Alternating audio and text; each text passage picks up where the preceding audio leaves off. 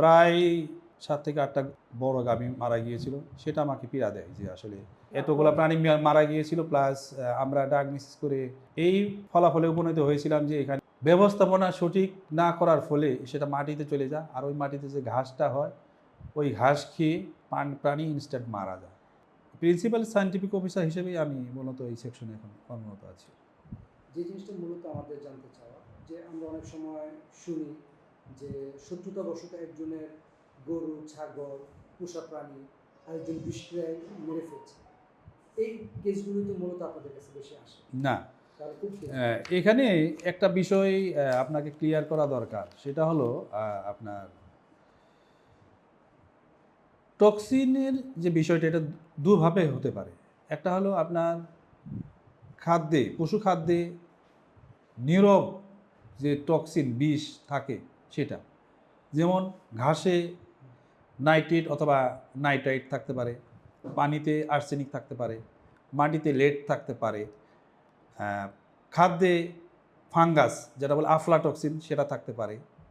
সেটা হলো একটা সাইড। এটা কিন্তু আপনার শত্রুতাবশত কোনো বিষয় না, ন্যাচারালি হতে পারে। এটা আপনার ইন্টেনশনালি কেউ দিতেও পারে, কিন্তু এটা নর্মালি ন্যাচারালি এটা থাকে। আর শত্রুতা বশত যে বিষটা, সেটা হলো অর্গানোফসফরাস জাতীয় যে বিষ। এটা ইচ্ছা করে যদি কোনো মানুষকে অথবা কোনো প্রাণীকে খাওয়ায়, প্রাণী যদি মারা যায়, সেটা আবার আলাদা আলাদা বিষয়। না, দুটা নিয়ে আমরা কাজ করি না। আমাদের এখানে আমরা মূলত কাজ করি যেটা হলো স্বাভাবিক যে বিষক্রিয়া সেটা নিয়ে। আর অস্বাভাবিক যে বিষক্রিয়া আছে সেটা প্রাণীর মানুষের হতে পারে অথবা প্রাণীর হতে পারে। সেটা আপনার সিআইডি যে ল্যাবরেটরি আছে মহাখালী, আপনার ফরেন্সিক ল্যাব, ওই জায়গায় আপনার ওই বিষয়টা নিয়ে তারা কাজ করে। হ্যাঁ, প্রাণী এবং মানুষ দুটা বিষয় একই ল্যাবে, এটা পুলিশ সিআইডি ল্যাব বলে আর কি, সেটা মহাখালী। এটা আমাদের ডিপার্টমেন্টে না, এটা আলাদা একটা বিভাগ, পুলিশের এটা। আর আমরা যে কাজগুলো করি মূলত, আমি আপনাকে যেটা বললাম যে ন্যাচারাল, এটা হতে পারে ঘাসের ভিতরে থাকে, হয়তো কৃষক অথবা খামারিরা অথবা উদ্যোক্তারা এটা জানে না বিষয়টা, যে ঘাসের ভিতরে নাইট্রেট অথবা নাইট্রাইট পয়জনিংটা রয়ে গেছে, অথবা ঘাসে লেড বিষক্রিয়াটা রয়ে গেছে, অথবা পানিতে আর্সেনিক রয়ে গেছে। এই যে স্বাভাবিক যে বিষ আপনার টক্সিন, যেসব টক্সিন থাকে খাদ্যে, এইসব পরীক্ষা নিরীক্ষা করার জন্য আমাদের এই টক্সিকোলজিক্যাল ল্যাবটা আপনার কাজ করছে। জানতে চাচ্ছিলাম একটা জিনিস, যে আপনি তো একজন গবেষক, লম্বা দীর্ঘ কেরিয়ারে এরকম কোনো ঘটনা আছে যেটা এখনো খুব স্মৃতি বিজড়িত, যে একটা জায়গায় মানুষ অনেক কিছু জানতো না, আপনি গিয়ে সেটা গবেষণা করে তৈরি করেছেন, এরকম কোনো স্মৃতি বিজড়িত ঘটনা আপনার আছে? হ্যাঁ, এমন তো আসলে ধরেন বাংলাদেশের বিভিন্ন জায়গা থেকেই তো আমাদের এখানে স্যাম্পল আসে। মূলত সরকারিভাবেই আমাদের নমুনাগুলো আছে। উপজেলা প্রাণী সম্পদ দপ্তর ও ভেটেরিনারি যে হাসপাতাল আছে উপজেলা পর্যায়ে, সেখান থেকে আসে মূলত। আর উদ্যোক্তা পর্যায়ে যারা খামারি আছে, সচেতন খামারি, তারা যদি বলে যে আমার খামারের যে গবাদি পশু ঘাস খাচ্ছে, এই ঘাসটা আমি পরীক্ষা করব, তাহলে সেটাও সে স্বপ্রণোদিত হয়ে সে আনতে পারে। অথবা আপনার ফিড যে আপনার মিল আছে অথবা ফিড ব্যবসায়ী, তারা যে ফিডটা মার্কেটে সেল করছে, ওই ফিড একজন খামারি খাওয়াচ্ছে, ওই ফিডে কোনো ধরনের টক্সিন আছে কি নাই, সেটাও কিন্তু একজন খামারি ইচ্ছা করে আমাদের এখানে পরীক্ষা করিয়ে নিতে পারবে। এখন মূলত আপনি যে প্রশ্নটা করলেন, হ্যাঁ, এমন ইতিহাস আছে যে আমি এই মুহূর্তে আপনার উপজেলার কথাটা বলতে পারবো না। একটা জেলা থেকে আসছিলেন, যে আমাদের কিছু নমুনা আসছিল যে ওই জায়গাতে অনেকগুলা গবাদি পশু মারা গিয়েছে, এবং অনেকগুলা গাভী মারা গিয়েছে, অনেক দামি। কী কারণে মারা গিয়েছে এটা স্থানীয় পর্যায়ে পরীক্ষা নিরীক্ষার কোনো ব্যবস্থা ছিল না, বিধায় আমাদের কাছে নমুনা পাঠিয়েছিল। আমরা সেটা পরীক্ষা নিরীক্ষা করে, তারা পাঠিয়েছিল ঘাস, সাথে মাটি এবং মৃত গরুর কিডনি, লিভার। তো ঘাস থেকে পাওয়া গেল আপনার নাইট্রেট পয়জনিং, নাইট্রেট নামক যে আপনার বিষটা থাকে, পয়জনটা, সেটা পাওয়া গেল, টক্সিনটা। আর মাটি থেকে আমরা পেয়েছিলাম লেড পয়জনিং। আপনারা জানেন যে বাংলাদেশে বিপুল পরিমাণে আপনার অটোরিকশা থেকে মানে ব্যাটারি চালিত যে যানগুলো চলে, এই ব্যাটারি চালিত যে জানে যে ব্যাটারি, এই ব্যাটারির ভিতরে আপনার লেট লেড থাকে।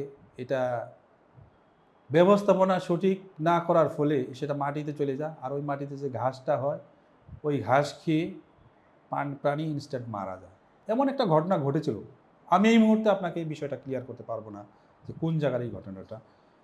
প্রায় 7 থেকে 8টা বড় গাভী মারা গিয়েছিল। সেটা আমাকে পীড়া দেয় যে আসলে এটা কি এতগুলো প্রাণী মারা গিয়েছিল, প্লাস আমরা ডায়াগনোসিস করে এই ফলাফলে উপনীত হয়েছিলাম যে এখানে আপনার লেড পয়জনিং সাথে নাইট্রেট পয়জনিং ছিল। বিধায় কিভাবে আসলো?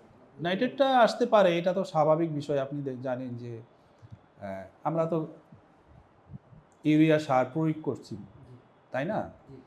এই ইউরিয়া সার প্রয়োগ করার ফলে আপনার এটা আপনার নর্মালি নিচু যে জায়গা একটু যদি মানে কী বলবো এটা বিল অথবা জলা টাইপের যে নিম্নাঞ্চল থাকে, বৃষ্টির পানিতে অথবা অন্য কোনো কারণে এই ইউরিয়া মিশ্রিত পানিটা ওখানে চলে যেতে পারে। ওইখানে একটা সোর্স, বড় একটা সোর্স, সেটা মূলত হলো ফার্টিলাইজার। এটা হতে পারে। এই সোর্স থেকে মূলত আমাদের বাংলাদেশে আপনার ঘাসের ভিতরে নাইট্রেট পয়জনিংটা হয়। এইটাই। আরেকটা বিষয় জানতে চাওয়া যে এই টাইপের পয়জনিং যখন আপনি একটা জায়গায় হিস্ট্রি পান, যে একটা ইতিহাস পাচ্ছেন যে এখানে নাইট্রেট পয়জনিং আছে বা লেড পয়জনিং আছে, তখন আপনাদের কী ব্যবস্থা থাকে আপনাদের পক্ষে? ব্যবস্থাপনা বিষয়টা হলো এটা আমাদের যদি কোথাও মানে ইনস্ট্যান্ট কোনো প্রাণী মারা যায়, তাহলে আমাদের প্রাণী সম্পদ বিভাগের র্যাপিড রেসপন্স টিম আছে। এই টিমটা ওই জায়গায় আপনার ইনস্ট্যান্ট আমাদের মহাপরিচালক মহোদয়ের নির্দেশনায় ওই জায়গায় কাজ করিয়ে তারা গিয়ে এপিডেমিওলজিক্যাল স্টাডি করে যে এই জায়গায় যে এই হঠাৎ করে প্রাণীগুলো মারা গেল কি কি কারণ থাকতে পারে। তখন তারা যদি আপনার সন্দেহ করে যে এটা যে কোনো টক্সিনের মাধ্যমে হয়ে থাকে, তাহলে তখন তারা ওইখান থেকে স্যাম্পল সংগ্রহ করে। স্যাম্পলটা হতে পারে মাটি, হতে পারে আপনার পানি, হতে পারে ঘাস, হতে পারে। আর ওইখানে যে আপনার যে প্রাণীটা মারা যায় ওই প্রাণী যে ভাইটাল অর্গান আছে, অঙ্গ প্রত্যঙ্গ, যেমন লিভার, কিডনি, লাঞ্চ, হার্ট, এইসব সংগ্রহ করে আমাদের ল্যাবরেটরিতে পাঠানোর পরে আমরা এটা পরীক্ষা নিরীক্ষা করে দেখি যে মূল কারণটা কী ছিল। তো পরবর্তীতে আপনার এই কারণ নির্ণয় হওয়ার আগেই আমাদের যে মাঠ পর্যায়ে যে উপজেলায় অফিস আছে, উপজেলায় যে উপজেলা প্রাণী সম্পদ কর্মকর্তা আছে, ওনারা তো আগে থেকেই সতর্কতা জারি করে পরবর্তীতে ফাইনালি আমাদের এখান থেকে যখন রিপোর্টটা হয়ে যায় তখন আমরা আরও ভালোভাবে নির্দেশনা দেই যে হ্যাঁ এখানে আপনার এই পয়জনিংটা রয়েছে, এখানে পরবর্তীতে কী কার্যক্রম করা যায় এটা আমরা তাদেরকে নির্দেশ দিয়ে দিই। যেমন আমি যেটা জানতে চাচ্ছি যে যেখানে পয়জনিং হয়ে যায় সেখানে কি আসলে জায়গাটা পরবর্তীতে কোনো কাজে লাগানো যায়, ফার্মিংয়ের ক্ষেত্রে বা কৃষির ক্ষেত্রে এটা কোনো কাজে লাগে নাকি অন্য কোনো? কৃষির ক্ষেত্রে আপনার সমস্যা হবে না। যেমন ধরেন এক জায়গায় আপনার লেড এবং নাইট্রেট পেলেন, সেখানে গাভী মারা গেল ঘাস খেয়ে, ওই জায়গাটা পরবর্তীতে আপনার কী করবেন? ওই বিষয়টা আসলে পরবর্তীতে ওই উপজেলা এবং ওই প্রশাসনের উপরে চলে যায়। এখান থেকে আমরা জাস্ট ডিটেকশন করে দিই যে তখন তারা নিশ্চিতভাবে তারা নির্দেশনা দেয় যে এখানে কোনো ধরনের ফসল আবাদ করা থেকে শুরু করে অথবা কোনো প্রাণী, অথবা যদি লেড কোনো কারখানা থেকে থাকে এমন যদি তারা সাসপেক্ট করে অথবা তাদের যদি দৃশ্যমান হয় যেখানে লেড ব্যাটারির কোনো কারখানা আছে, তাহলে অবশ্যই এটা আইনানুগ ব্যবস্থা গ্রহণ করে এবং এটা বন্ধ করে দেওয়া হয় তখন ইনস্ট্যান্ট। ধন্যবাদ আপনাকে। আরেকটা জিনিস জানতে চাই যে আপনার তো লম্বা একটা হিস্ট্রি আছে গবেষণার উপর, এরকম কোনো একটা কেস কি আপনার আছে যে কেসটা ডিটেক্ট করতে আপনার অনেক লম্বা পথ পাড়ি দিতে হয়েছে, যে অনেক লম্বা পথ পাড়ি দিয়ে কেসটাকে ডিটেকশন? লম্বা পথ বলতে আপনার বিষয়টা হলো এখানে আমাদের টেস্টের যে প্রসিডিউর আমরা বিভিন্নভাবে তো টেস্ট করি। আপনার মূলত লেড পয়জনিংটা যদি আমরা ডিটেক্ট করতে যাই তাহলে এক্ষেত্রে আমাদের স্যাম্পল প্রিপারেশন থেকে শুরু করি একদম রেজাল্ট পর্যন্ত আমাদের ভালোই সময় লাগে। এটা লম্বা সময় বলতে আপনার একটা ল্যাবে ধরেন 24 থেকে 48 ঘন্টা আমার সময় লাগবে। এটা আমাদের ল্যাবে এইটুকুই। লম্বা বলতে এত লম্বা। যে ডিটেক্টগুলো করে এই লেডের মূল কিছু ব্যাটারি থেকে এর অন্য কোনো সোর্স আছে? হ্যাঁ আছে। আর কি সোর্স আছে? এই কালার, বিভিন্ন কালার, রং, ইন্ডাস্ট্রিয়াল কালার। ইন্ডাস্ট্রিয়াল কালার, আপনি বাড়িতে যে আপনি রং করছেন এই রং, আপনার ব্যাটারি, আপনার এই দিক দিয়ে আমরা অনেক সময় দেখছি অল্প কিছু অংশ ফেলে দিচ্ছি। আপনার গ্রিজ, আপনার লুব্রিকেটিং যে মোবিল, এসব থেকেও আপনার লিড আসতে পারে। ওই জায়গাটায় যখন যে গাছগুলো হবে তাদের সেটা ভয়ঙ্কর বা বিষাক্ত হতে পারে। মানে সবগুলো নিশ্চিত না, মানে বেশিরভাগ ক্ষেত্রে আমরা ধরে নিই যেটা বিষাক্ত একটা। আপনি যদি নিশ্চিত হন যে আশেপাশে আমি লেড ব্যাটারির কারখানা আছে, তাহলে আপনি নিশ্চিতই হতে পারেন যে আশপাশে যদি ইনস্ট্যান্ট কোনো প্রাণী মারা যায়, তাহলে আপনি সন্দেহ করতেই পারেন যে এখানে লেডের কোনো একটা। তখন ওই সাসপেক্ট করে ওই অনুযায়ী আপনি স্যাম্পল পাঠালে আমরা এটা ডিটেক্ট করতে পারবো। ধন্যবাদ আপনাকে আমাদের এই লম্বা সময় দেওয়ার জন্য।